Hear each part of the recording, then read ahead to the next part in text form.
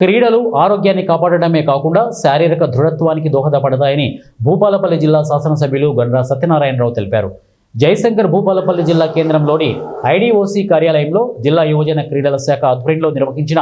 జాతీయ క్రీడా దినోత్సవానికి ఎమ్మెల్యే ముఖ్య అతిథిగా పాల్గొన్నారు. ఈ సందర్భంగా మేజర్ ధ్యాన్ చంద్ చిత్రపటానికి పూలమాలలు వేసి ఘన నివాళులు అర్పించి జాతీయ క్రీడా దినోత్సవ ప్రతిజ్ఞ చేయించారు. ఈ సందర్భంగా ఆయన మాట్లాడుతూ దేశానికి గర్వకారణమైన హాకీ ఆటగాడు మేజర్ ధ్యాన్ చంద్ జయంతిని దేశవ్యాప్తంగా జాతీయ క్రీడా దినోత్సవంగా జరుపుకుంటామని తెలిపారు.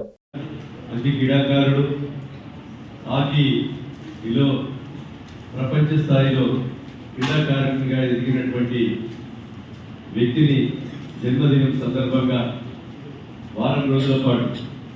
ఈరోజు రన్వేతో పాటు ఈ యొక్క రాష్ట్ర ప్రభుత్వం కూడా క్రీడా రంగాన్ని ప్రోత్సహిస్తూ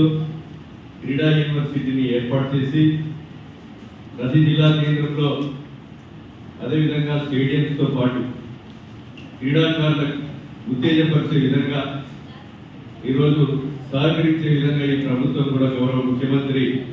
రేవంత్ రెడ్డి గారి నాయకత్వంలో మరి జాతీయ స్థాయిలో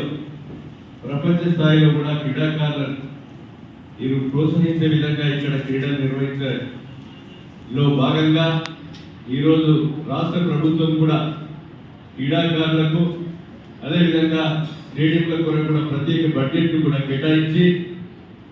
విద్యతో పాటు క్రీడలను కూడా సమాంతరంగా తీసుకెళ్లి తెలంగాణ రాష్ట్రాన్ని గడ్డను మట్టిని ప్రపంచ స్థాయికి తీసుకుపోయే విధంగా ఈరోజు జాతీయ